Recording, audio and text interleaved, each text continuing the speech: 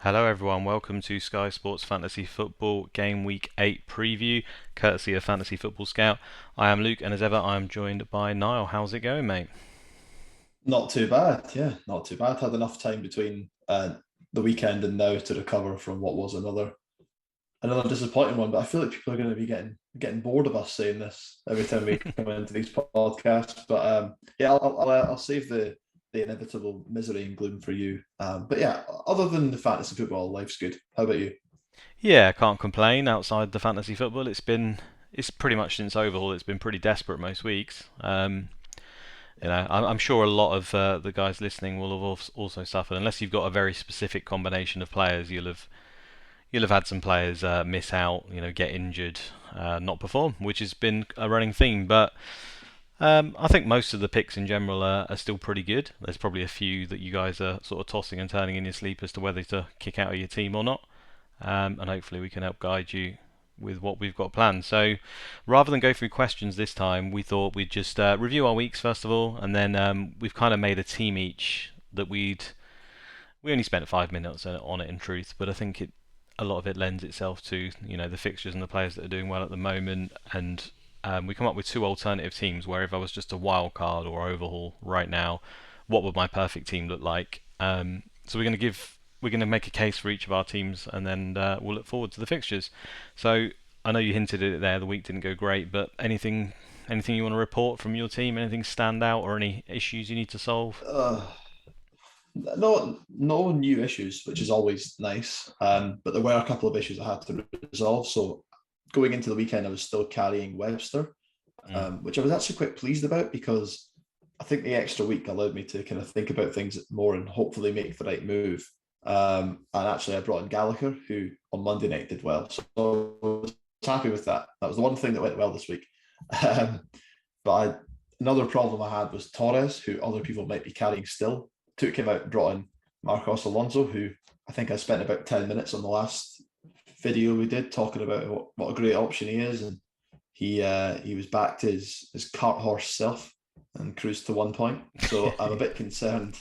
I'm a bit concerned about that move now. The only man who seems to have been delivering 10 points plus in every match, is now delivering 1 point now that I've brought him in. But that was against Man City, so fingers crossed he makes the team at the weekend and can right the ship a bit. Yeah, other things to report.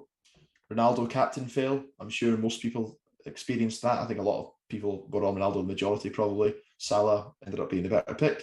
Um, didn't have any City defence, who again dominated and looked brilliant.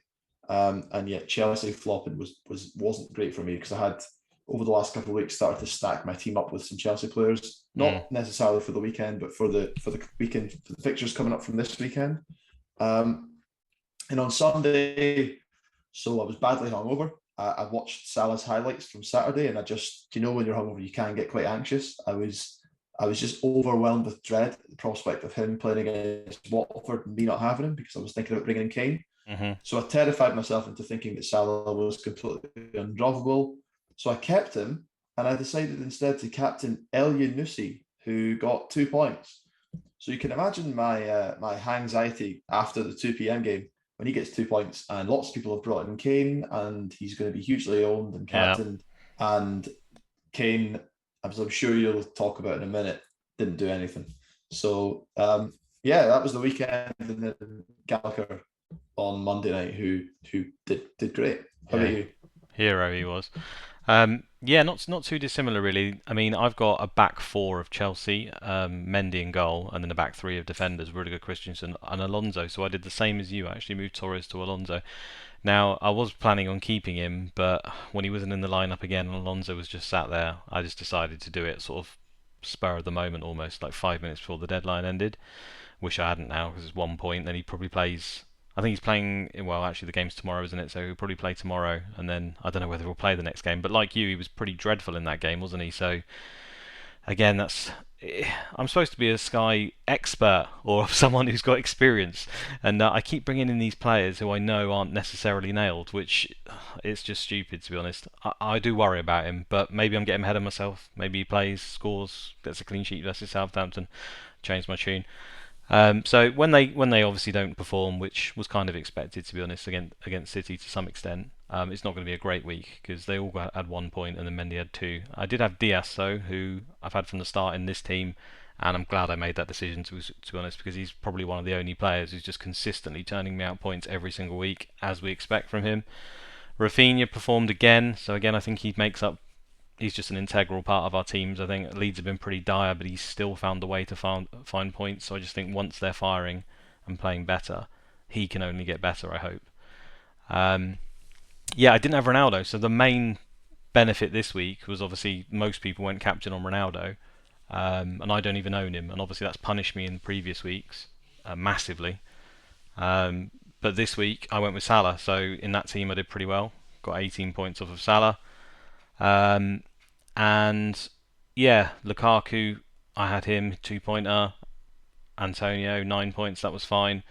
And I actually did do the Salah to Kane move. So that was probably the difference between us, I guess, was Salah captain and Diaz pretty much because I also had Gallagher. Yeah. And in the end, I did bring Kane in. Now, I wasn't expecting too much from Kane in that game, to be honest with you. And he certainly didn't offer too much. But for me, it's like it's still just in the weeks coming up. He offers the best captain choice on paper anyway for several of the games. So I'm hoping at some point he's going to repay the faith there. Now, there's every possibility he doesn't do that. And I did have Antonio sat in my team, so I could have sat there. So for me, I've just got to escape that Watford game with Salah, haven't I? That's the main one. If Salah goes crazy in that game, then it's probably not going to be worth it, even if Kane does really well. So that's what I've got to get away with. But overall, it was a better week for me in terms of the previous weeks and comparatively to quite a few, but it's still not a great week, is it? When nearly all of your back five get 1 point, so not fantastic. And 72 points in the end, which was I slightly rose up, I think, a little bit anyway. That Yeah, seems like a pretty good return. I mean, it's quite funny because this time last week I was grilling you on not having Ronaldo and what were you going to do when he hauled at the weekend, and Antonio, yeah, he could do well, but Ronaldo's pretty much guaranteed to start on 5 points.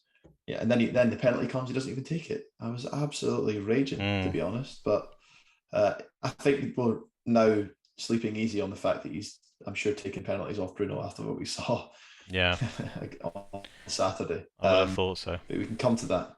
Yeah.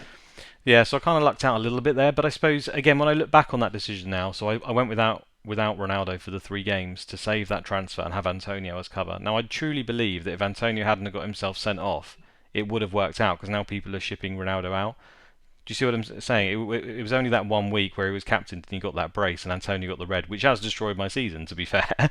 But if that had just gone slightly different, I think it was not a bad decision overall over the 3 weeks. Because I think people would prefer Antonio than Ronaldo moving forward for at least for the initial few fixtures. Maybe I'm wrong on that, but that's the feeling I get. You might just be looking into the crystal ball of my mind as to the transfers that I'm planning this weekend. Ah, So lovely. there we go.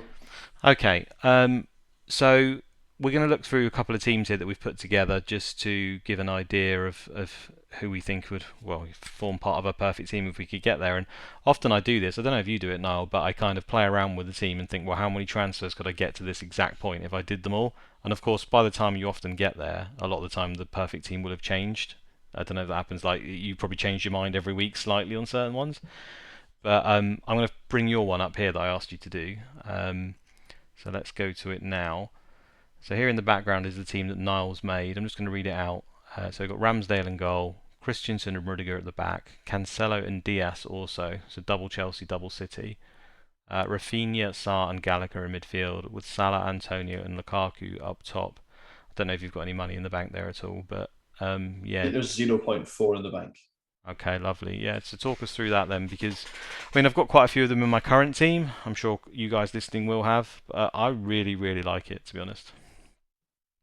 Yeah, I mean, I think that as I've talked about most of the season on these videos, is that I think the midfield is generally pretty dispensable. You Mm. don't need to have any very expensive players in there, albeit they they're all still pretty decent assets. And I think if we fast forward in a few weeks' time, we'll look back on where we went from the overhaul to then. I think those three midfielders, Rafinha, Sarr, and Gallagher, will emerge as the best value picks. Obviously, Sarr's been getting double digit hauls. Gallagher got a great return with the captaincy, and Rafinha looks absolutely outstanding, despite the fact that he's meant to be injured. So I think those three are probably the best value midfielders. So actually, that was the starting point. I know the fact that the midfield is where you can save budget. I thought, okay, I'm going to go heavy up top. I'm going to go heavy at the back.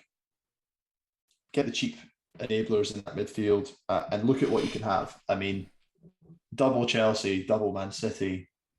Chelsea haven't returned as well as I would have hoped they would have done so far.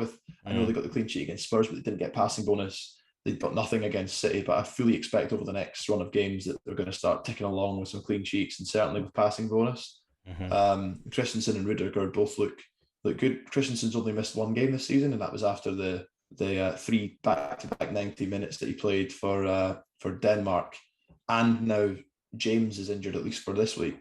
So I think he's going to be pretty nailed on for a little while. And then Cancelo and Diaz. I mean, they need no introductions. They're ruining my season, those two. But if I had an overhaul today, they'd certainly be in my team. And then in goal, this is something we've talked about in the past. We talked about the Arsenal coverage and who you want. Is Ramsdale nailed? Do you want to go for Aubameyang or do you want to go defensive?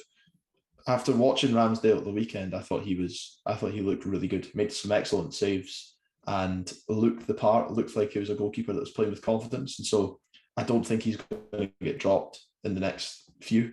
And he covers both those captaincy games in mid-October. So that's purely the reason he's in there. I mean, he could have been another cheaper goalkeeper, or if it tinkered around, he maybe could have gone up to a Mendy or an Ederson. But I think he's going to represent a good option in the next few weeks. And then the front three of Salah, Antonio, and Lukaku. And yeah, I feel like you've basically made the team that I was arguing for last week, and I've made the team that you were arguing for last week. Yeah. But the threemium, as it's been described, I think with Antonio back, and now that Kane has already had the game that Antonio couldn't cover, I think if I was picking the team now with Antonio against Brentford and Everton, where Kane's got Villa and Newcastle, the fact that Antonio's in slightly better form, much better form, and he's cheaper, I think he probably just edges it if it allows you to get the defence that I've got there. So that's the logic behind it. And then Salah and Lukaku both in there for captaincy options this Saturday and next Saturday. So yeah, love what it. do you think of it? No, I think it's really, really good. I'm just going to try and pick some holes on it, just for, that's my job, isn't it? Ramsdale I really like, but just on that note, Jose Sarr, people who went with him and captained him got 30 points. That was the killer, actually. The difference between my team that got 70 points, like if I had a Sarr and I had him as captain, like some people did, then obviously you've had an absolute monster. But that's mental, isn't it? I can't believe. I mean, this is the thing. I've said it before about goalkeepers can offer really good captain picks in this game, and yeah, they're not going to get an assist every single time. But he already got the clean sheet and saves, and I mean, he should have got man of the match as well, to be honest. I thought, or at least be close to it. So yeah, I was just mentioning that because you've got Ramsdale down, who would obviously be your captain for those two Arsenal games. Now, I wouldn't be surprised if he ends up being amongst the top, the best captain you could possibly pick for Arsenal. Obviously, Aubameyang on paper looks like he's the best one, but he could easily cruise to a couple of 2-pointers there. Whereas Ramsdale, the clean sheet, he gets the 2 extra points, and then even if he concedes, you'd expect that he'd probably make some saves if that was the case. So I think he's arguably a more consistent captain and has got almost as high a ceiling. So I really do like that. Cancelo and Christensen, any concerns over nailedness? Because obviously you've got Rudiger and Diaz, who are, I imagine, like, let's say you can't see the lineups. I know you've got Lukaku sat there, but part of captaining a Man City player or a Chelsea player, and you haven't seen the lineups, you want someone who's consistent. So I imagine it would just go straight to Diaz or Rudiger each time, would it, as the armband? Yeah, that's the reason why I've had Cancelo and Christensen, but alongside Rudiger and Diaz, because I recognise that they are more likely to be rotated. Although Cancelo doesn't seem to be getting rotated at all right now. He's playing again in the Champions League. But so I think just for that security, if let's say there was a Man City game on a Saturday, you wanted to captain the Man City player.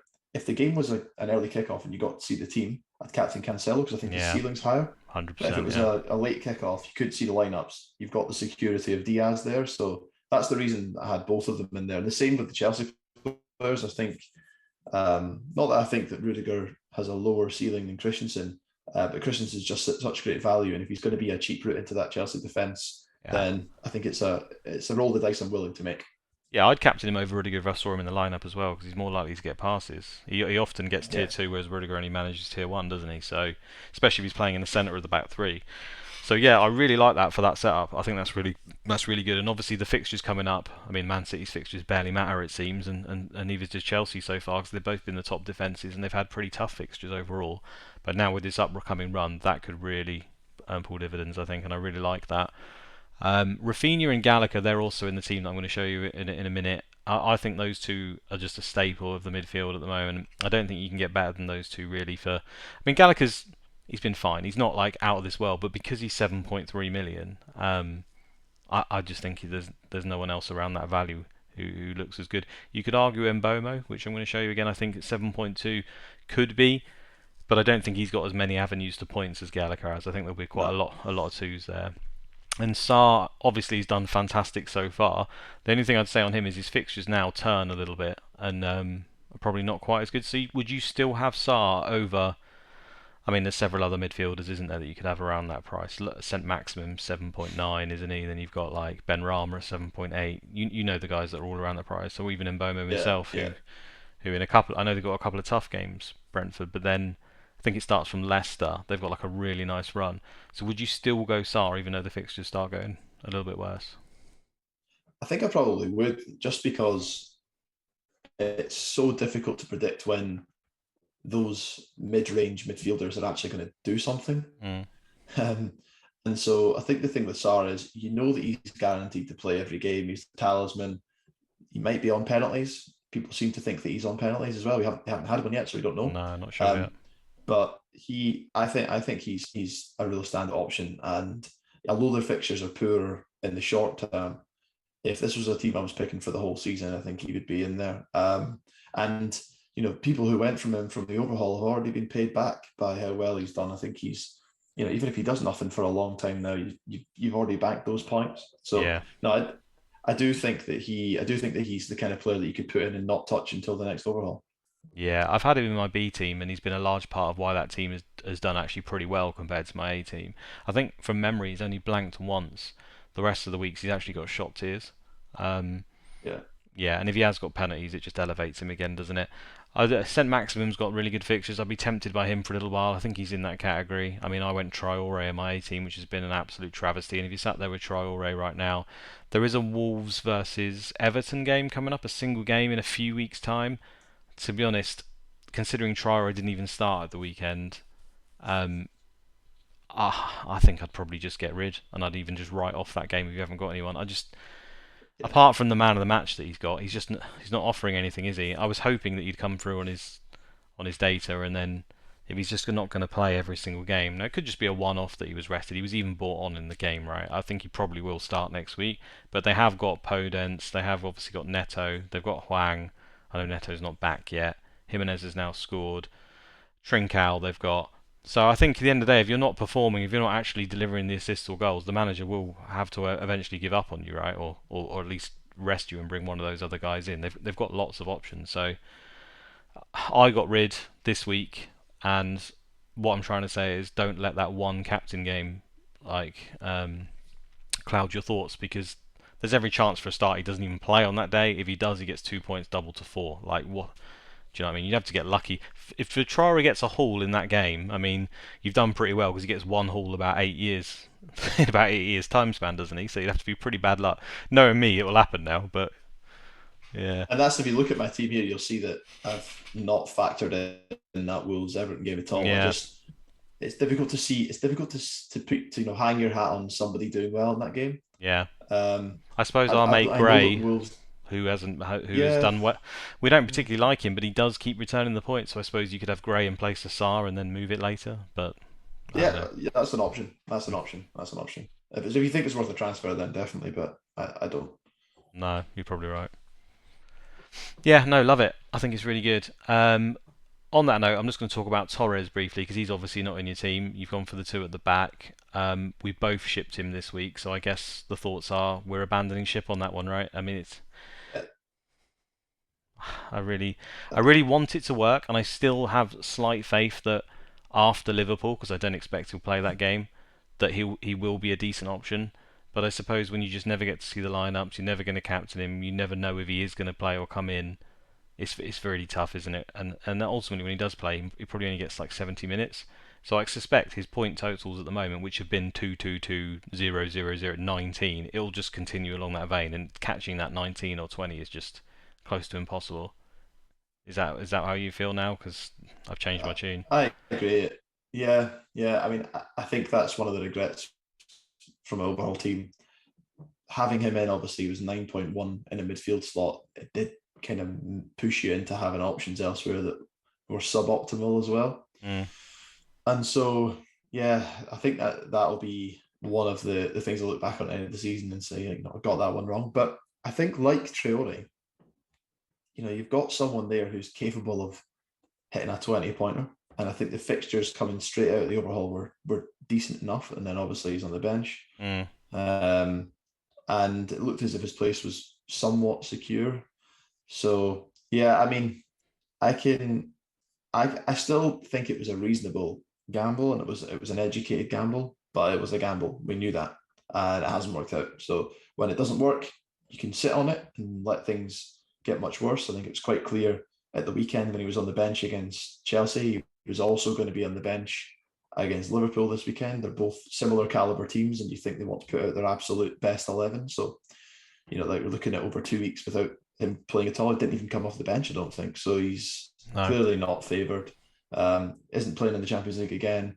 I suspect that he is way out of favour now, and his replacement, who I don't know, did Jesus play kind of up front? I think he Nah, probably it's did at the it's weekend. it's, I mean, it's it's hard. Foden. It was Foden. Yeah, it's hard to know with that City lineup, but basically they won the game and they played brilliant. So I can't see him displacing anyone from that team in the short term. He might end up playing one or two of the next four after Liverpool when they do have a good run. But I'm hoping by that point the players I've brought in, Gallagher as the replacement, and Alonso can deliver the goods and get more points than he would have been able to offer. So Yeah. yeah, it's frustrating.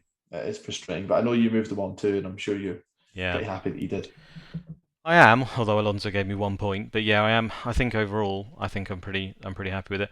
The thing is, I didn't against the bigger teams. We did expect that they'd probably play a false nine, maybe that Kevin De Bruyne or whoever ended up being Foden. Now Foden played really well, and then tonight in the Champions League, they've gone with Sterling up top.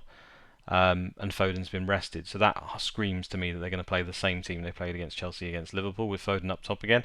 The game after that is where I think Torres will probably get a game, but then where does Foden go? Because they kind of need to fit him in. He's playing so well, and you can't replace Bernardo Silva, whereas he's been talking about playing him in midfield, which is what I think Pep actually wanted to do this season, but because Bernardo Silva was due to leave, right? But no one picked him up on it, and he's playing so well that he's almost caused him a problem now. So I think if anything, Foden ends up maybe competing either at centre forward with Torres because he's doing well there now, so why change it? Or maybe goes out to the right with Jesus and Mahrez where he can play, or even gives Grealish the odd rest every now and then because he hasn't had a rest at all yet, right? Grealish, so he can play on that left side, which is arguably his best position as well.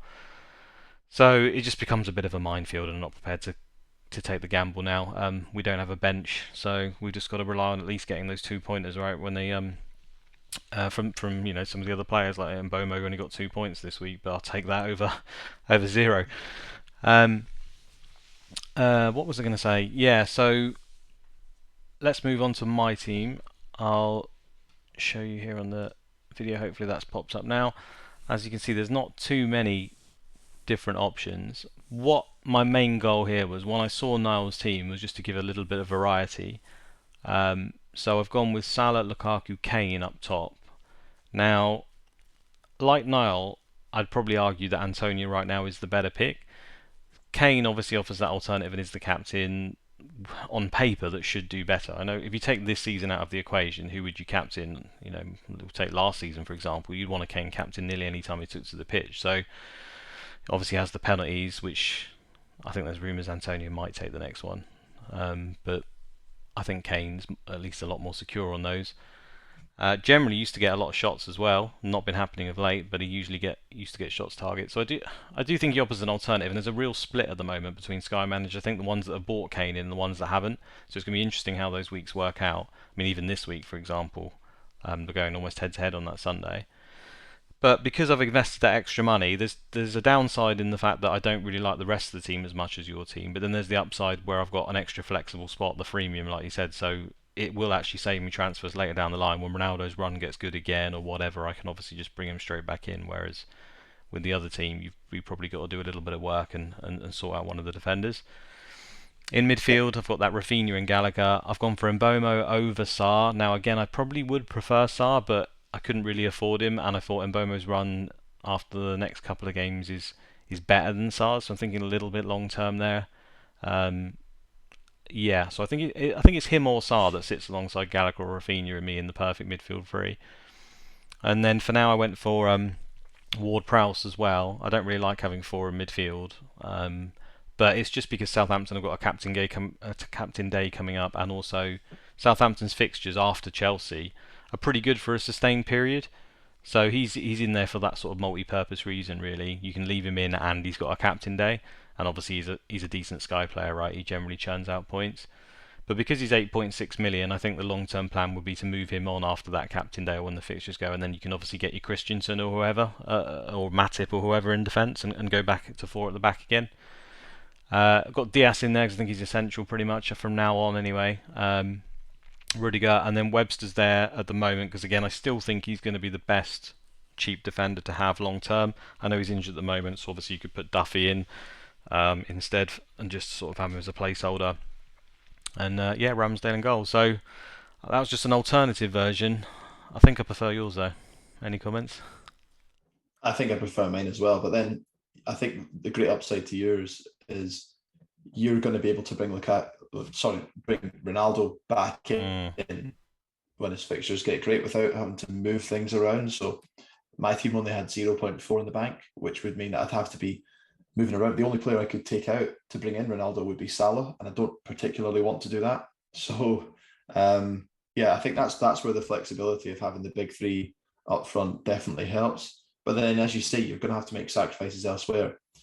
You're almost not wanting Rudiger and Diaz to keep clean sheets if you've only got kind of one of each versus the team that I've got, where you've got a double up. yeah. Um, and then the midfield options, I think JWP, I can see the appeal. The fixtures are good, but I feel like 8.6 is quite a lot for someone who I doubt you've.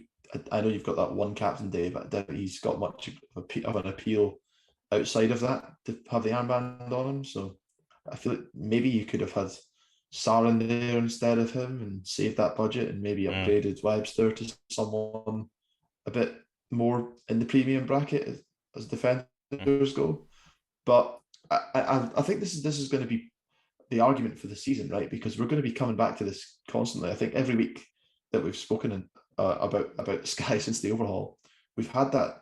Oh, do you need three up front, or do you have two plus Antonio, or do you have mm. Antonio and Bamford and one big premium? I think it's going to vary week to week. I really do, and so that's actually why in my own team I've, I've gone for the budget to have three of the premiums just because on the weeks where it looks like you don't need them, okay, I'm going to be thinking, why didn't I upgrade that money elsewhere? But the difference will be on the weeks that I think you do need them, I will be able to have them. And the people who are depending on having a cheaper striker won't be able to go there. So I think that's going to be the story of the season, I think. Although it will be much, much, much easier to manage with just two premium strikers, I think, if Kane continues to play the way he is, because if that continues and his captaincy games pass without him doing much damage, then I think he can pretty much be ignored um, until he demonstrates form that can, show that he can compete even with the likes of Antonio. So I Mm. think basically the whole freemium strategy rests firmly upon the shoulders of Harry Kane. I believe that. Um, And Antonio's and hamstrings potentially. and Antonio's hamstrings, yeah, because yeah, if Antonio does get injured, I don't see a great deal of options at that price in the forward bracket that I'd want to have instead of No, him. I suppose the one is Calvert-Lewin, who we've been robbed of right now. I think he is the one who, like Antonio, is probably slightly underpriced. I mean, we didn't expect him to have penalties, right? So they wouldn't have priced him with penalties for a start. Then, even if they priced him as a 15 goal a season striker, we're thinking, well, maybe he can get between 15 and 20 with the penalties, and then obviously the whole team is geared towards. We've only seen him. He only played like 3 games, didn't he? But the whole game was geared towards getting him the ball in the area. So, considering Yeah, he's 2 million cheaper, um, yeah, I feel that if you have the two premium strikers, so let's say you have Kane and Salah just for the budget reasons, obviously the two most expensive, and then you have the third striker with the option to go to Calvert-Lewin at 10 million. I feel like over the course of the season, if you've got that, that could do just as well as the freemium, as long as you get the three right. But like you say, it changes week on week. The one week that Ronaldo, Salah, Lukaku, Kane, Aubameyang all score a load of goals, suddenly you feel like you're missing out. But the key is really those defenders. If Chelsea and Man City are just going to start churning out those passing bonus more than anything, because Chelsea have kind of missed out on that the last couple of weeks, and then obviously the 15 to 20 clean sheets, then it's fine, right? They will cover for it, I think. And I think there's almost a blueprint now, like we can see from our two teams. They're very, very close. There's only a few players different, and obviously that one player has a knock-on effect with the striker. But I think that the blueprint is quite clearly there now, and I can't see it changing too much as we move forward. Now that's quite brave for me to say, I think, but because of the way the Chelsea and the City defenders are likely to perform and their prices, I can't really see there's too many other players that are going to break out. Can you see anyone else that's maybe going to suddenly break out? I think we've got our little pool of 15 to 20, and I feel like it's going to be very consistent over the season of those players, right now anyway. yeah. I mean, I think so. I think someone who we haven't talked about in this discussion at all is Trent. The Liverpool aren't looking as great defensively, but I still think the weekend he picked up passes and tackles. He's still such a potent attacking Mm, threat, and he seems to be outpassing the rest of the Liverpool defense as well. So when they have a really great run of games, I think he could feature as well. yeah. But you're right; it does seem like from the overhaul, when we were looking at a pool of say 30 to 35 players, that's narrowed down a hell of a lot since then. And now I think we're probably in a space where there's 15, maybe 20 max. And a lot of those players are covered in both the teams that you see in front of you. Yeah, I agree. I think the keeper's still quite wide open. There's still quite a number of people you could go. I mean, I still favour Mendy overall. Um, and yeah, the Antonio plus two premiums or three premiums up top, and then we've discussed the midfielders. Apart from Sarr, Mbomo, Gallagher, Rafinha, there's not too many. There's ones on that outskirts, like Ben Rama's obviously should be mentioned. Saint Maximum maybe, Gray maybe. But then it comes down to so really it's going to come down to between the top managers now is who can get to these kind of teams quick enough. Some people might already have them in their locker, or be pretty close, and then obviously your captains who you're going to pick on those particular days because as we can see already, there's so many games on one day this season compared to last that you are going to have to get them right more often than not. And I feel like that's where the difference is going to be made. So I've made more transfers than I've wanted in my team, but that's because I've made mistakes at the beginning of Overhaul, which is what I did last season, and I want to, as much as I don't want to use the transfers, I had to try and act quickly and get the team that I want because I'm already losing points to the better teams every single week. And like I say, I don't see too much changing. Now there will be injuries, right? I've said I don't think there's much changing between the 15 and 20 players at the moment, and of course there will be some sort of injuries that may change something, but outside of that, I can't see too many breaking forward. Let's move on then, shall we, to this week and what we're doing with our teams, etc. Let me bring up the fixtures. So here they are in front of you guys. Um, yeah, how many games? One, two, three, four, five, six on the Saturday, four on the Sunday, and three at 2 o'clock on the Sunday. I don't think I've seen that for a long time. I don't know why that Yeah, is. some really big decisions this Sunday. I think Sunday could be a pivotal day. I think in the overall rankings and also for the rest of the season because I think there's a bit of a crossroads developing where people are going to have to decide which camp they're in. Mm. So we can talk about that, but let's have a look at Saturday first, I guess. Yeah, I mean for me, I've obviously not got Ronaldo, so I'm going to be terrified of that 12:30 game again. The way Man United are playing, I've got a little bit of hope.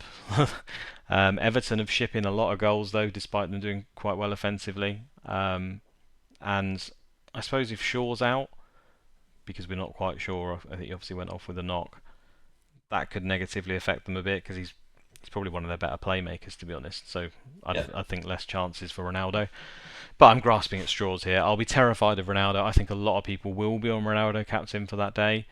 For me, I've obviously got the Chelsea defenders and I've got Lukaku home to Southampton. Now, before the overhaul, that looked really good to me, but the way Southampton have been playing of late, that does worry me a little bit. Chelsea are off the back of a Champions League game midweek as well, and last time they did that, I think they rotated quite a lot of their team. That was the game you were talking about with Christensen and stuff. I think it was after the yeah. Champions League anyway. Albeit Lukaku did get a brace in that game. He did, yeah. And I suppose we're always clouded, right? Because they just played Man City and they offered very, very little. So suddenly in your mind you think, oh, Chelsea's attack's not looking that good. But Yeah, yeah, it was versus Man City, wasn't it? And they only played with two attackers and the whole team was the defenders, basically, or defensive midfielders. So yeah, I'll be on Lukaku, long story short, home to Southampton. I think Ronaldo's probably the better choice, though, just on the basis that Everton look more likely to ship goals than Southampton, which I never thought I'd be saying at the beginning of the season because they've got, so many players they've lost as usual. But Southampton, they do it again. They just keep surprising us. Salisu and Stevens, whoever they've got back there, they're keeping the games quite low scoring. yeah, yeah. I think they look pretty solid, Southampton.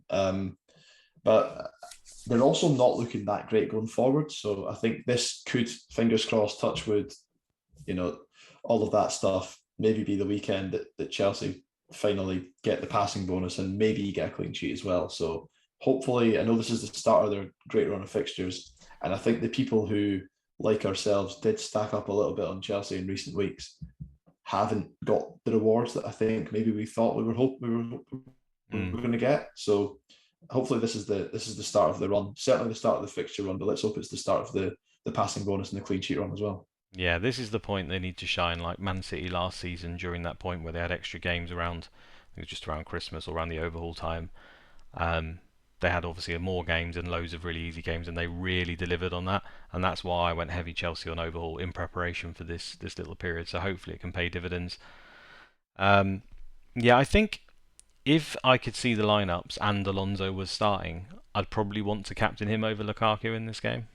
I just feel like the clean sheets, I wouldn't say nailed, but it's you'd like to expect they would get one, and then obviously he's going to be floating around in the box like he does. So I wouldn't be surprised if he could get a monster haul here if he was playing. I just worry that he'll actually play is all.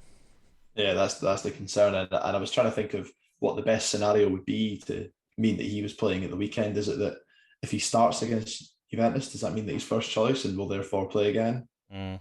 Or if he starts that game, will he then be rotated and they'll bring in Chilwell?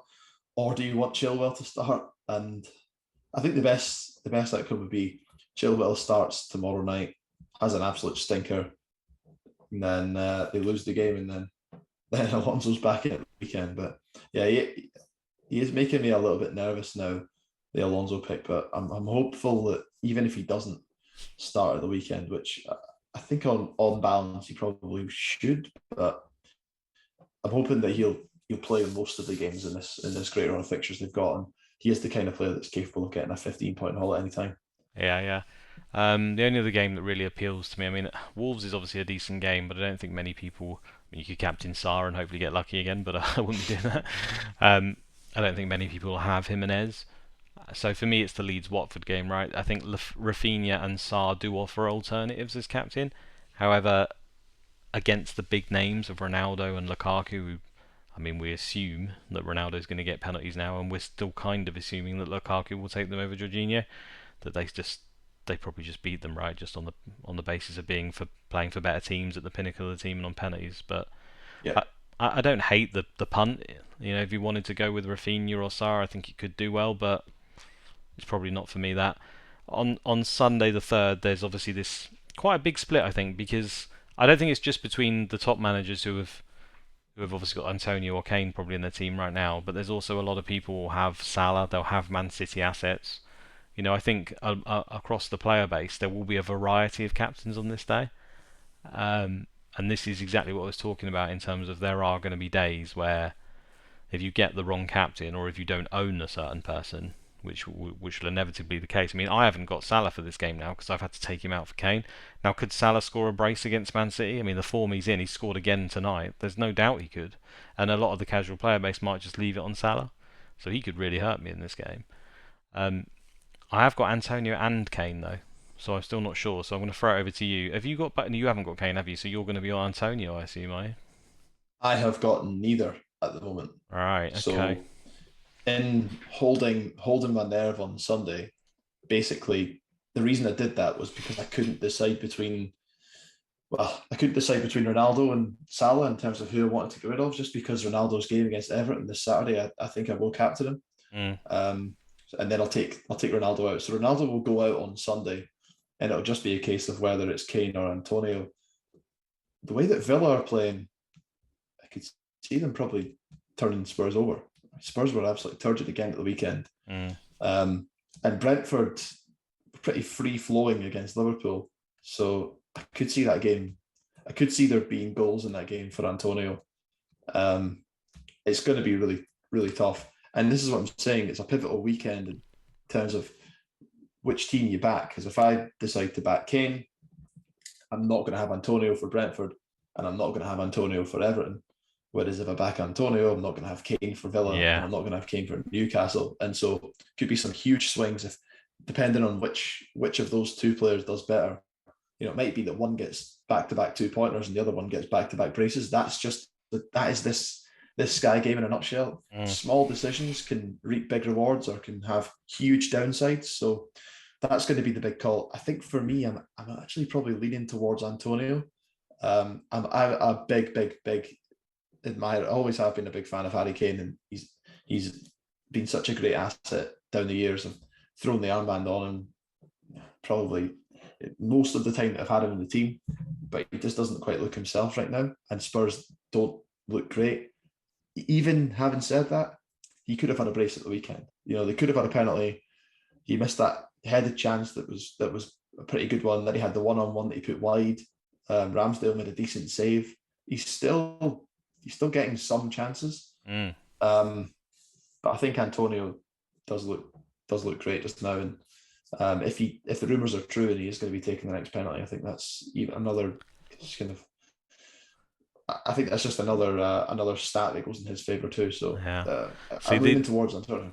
all the things you're saying there are the reasons why I said I can do Antonio over Ronaldo, and I get a red card and Ronaldo gets a brace. So let's see what you get. I bet you don't get as bad luck as me. I now the tables are turned, and I might go Kane. Watch Antonio get 3, and Harry Kane do absolutely nothing. Before obviously those two are the options because they've got the game a week on Sunday. But I want to talk to you about a forgotten man. So the third highest scoring striker in the game is Jamie Vardy right now, right? He's had 3 double-digit hauls in his last and in the 6 games, and he scored in one of the other ones. He only had 2-pointers. He had the ball in the net 3 times at the weekend. Obviously, one was in his own net. But do you think he's being ignored? Are we not talking about him? What's wrong with Jamie Vardy? Why have you not thought about it at all? I haven't, and I suppose it's a number of things, isn't it? First of all, his price is awkward. He's not in that top premium, and then you're not going to budget for just to have 10.6 million in your team. Well, you might do, but I wouldn't. So then you either leave your money in the bank, or you've got Antonio who's 8.8, who's arguably better for cheaper. So it's the awkward price point is one. Obviously, the fact that Vardy has got a history of trolling us as well is another factor that just shouldn't matter, but it does psychologically. You just think, I don't need this guy. Every time he's on my team, he doesn't seem to do anything. And then obviously he's getting on as well, right? He is aging a little bit. And then they've got Iñárritu and they've signed Daka. So I completely understand the reasons of not having him. But looking at his point hauls here on the screen, they are very impressive. And I saw actually that Let's Talk FPL, Andy, who doesn't really play Sky, but this year he was giving it a go. He had Vardy in his team and he captained him again this week. And he's flying up the ranks. He's doing really well. So yeah, I mean, I think he is a good option. I can't see myself going there, but I can't deny that he is good. He's only in 4.7% of the top 1K, so I suppose he can't really hurt us too much. 13% overall though, so decent enough ownership. But the bottom line is, if he keeps delivering, then we'll probably look to him and look to bring him in, right? Because that's what we do. As annoying as it is, the form and the fact he keeps returning points, you end up not being able to ignore him. But yeah, he's a good option, and even for captain, I mean, that's another one you've now made me scared of versus Palace. I mean, Palace have looked good, but they sort of have possession football, don't they, and push up the pitch or try to now. So it's almost perfect for countering for Vardy. You would have thought if they can get hold of the ball and just release him quickly. And I already mentioned that Salah could do fine against Man City. I think you could even captain Diaz versus Liverpool. I mean, you could, if you really wanted to, you could just hope that it's a turgid game. I mean, Man City just dispatched of Chelsea 2-0 quite easily. I don't think this will be as easy as that game because I think Liverpool's attack's a little bit better, but potentially you could get passing and potentially you could get a clean sheet 'cause it happens in any game. I wouldn't do that, but I'm just saying there's multiple captains. You've got Salah, Diaz, you've got Vardy, you've got Kane, you've got Antonio. I think those are the main ones, and you probably can't have them all. And And your team, look, you've obviously got Antonio and Kane in your team. mm, So you've got a decision to make even between those two as to where you go. I think that'll be nice comfort for you, knowing that whichever direction you go in, you're not going to be punished as badly as maybe some others. mm, yeah. Uh, but which way are you leaning at the moment? Well, I'm probably going to go Kane just because I'm aware that, first of all, my team's dipped down a lot compared to the top teams because of my decisions in the last few weeks. Now, some would argue, therefore, you start making the rational ones and the same ones as all them and just go Antonio because that's what a lot of them will be on and won't have gone to Kane. But I see it as a catch up week for now, for me, potentially, right? So if Kane does score a brace in that game, man of the match or whatever, and Antonio just does nothing or gets one goal, I've made all my points back, right, on a player that a lot of people will have in their team. I mean, what is Kane's ownership? I'm just going to have a little look here. So already, I know it's early Yeah, season, but 20. okay, 20 in the top 1k. Okay, it's a lot Top higher. 1K. It's a lot higher than I thought. What's Antonio's? 35. Okay, so not too much in it. But I still think, I mean, amongst the group chats that I'm in and everything, a lot of the top players that I know haven't necessarily gone Kane. So it's a way for me to potentially catch up or lose out again. So I probably will go Kane just on that basis. But maybe the lineups will affect me. Maybe I'll get there and look at the team, and West Ham have put their normal team out. It looks great, and then Spurs at the moment have got a couple of injuries, right? No creativity in midfield. They've had like Moura and stuff, but Bergwijn not 100%. So I guess the lineups might dictate a bit. If I like the look of it, and it's very offensive, then I might just go Kane. But A couple of big captaincies for you this weekend, then you're kind of going against the majority yeah, on Saturday with Lukaku 34% versus Ronaldo's 85% owned. Jesus, And then on Sunday, it's 20% Kane versus, I'm guessing, probably Antonio's 35. So, yeah, and both those numbers will probably increase on Sunday because people will start bringing them in. But I mm, think Antonio now probably looks more appealing to most people, I would say, than Kane does. So Kane could still be that huge differential that everyone who has jumped on him early was hoping he would be. I still think he's got all of the potential to do that. It's just, are that Spurs team good enough to beat Aston Villa at home? I'm not even sure they are. yeah. Um, It's a so concern right now. It's certainly a yeah, concern. Yeah. No, you're right. In terms of if you just look at the individual teams and the players, there's no contest. West Ham are a much better team at the moment. Antonio's in much better form. And then when you look at the opponents, Brentford and Villa, you'd say, I know Brentford have been doing better than we expected, but Villa have been reasonably solid as well. So you'd both say they're both pretty solid.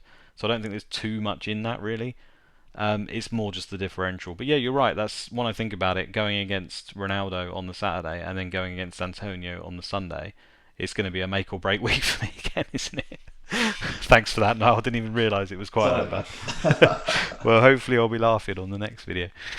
Okay, I think we'll wrap it up there. I don't think we've got anything else to say. The overriding message for me was don't be afraid to use those transfers. I know a lot of the pods will tell you don't use transfers, you save them, and yes, that's general advice. But I think if you've made mistakes early on, this is where your transfer can count for a lot. We've got until the end of February when we have that next overhaul, probably, or somewhere around there anyway.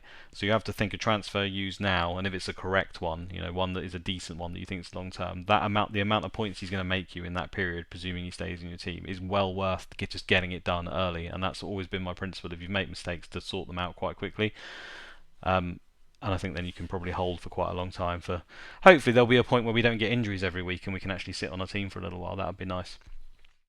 We do Any need to start tightening the purse strings. So that's the last thing I would say is that generally this point in the season, right, October, November, the fixtures are quite predictable and steady. There's not a great deal of midweek games and random fixtures dotted about everywhere. This is probably the time where you should look to batten down the hatches a bit and maybe Yeah. preserve transfers. But I agree with you. Straight out of the blocks on the overhaul, if you've got glaring issues in your team that need fixed, fix them now rather than letting them fester for weeks and months ahead. Yeah, yeah, and then it's very much batten down the hatches once you've got to that team. Hopefully, hopefully. Okay, a final nod then to the members area. Obviously, if you get yourself logged into the site, if you sign up for it, there's lots of stats available. I'm just going to bring them back up on this screen here. I've got the passing bonus stats, as you can see, tackles for midfielders, etc. They all help to assist in our decision making. Yep, so get yourself on that if you can. It's a goodbye from me. It's a goodbye from me. Good luck, everyone. Catch you on the next one.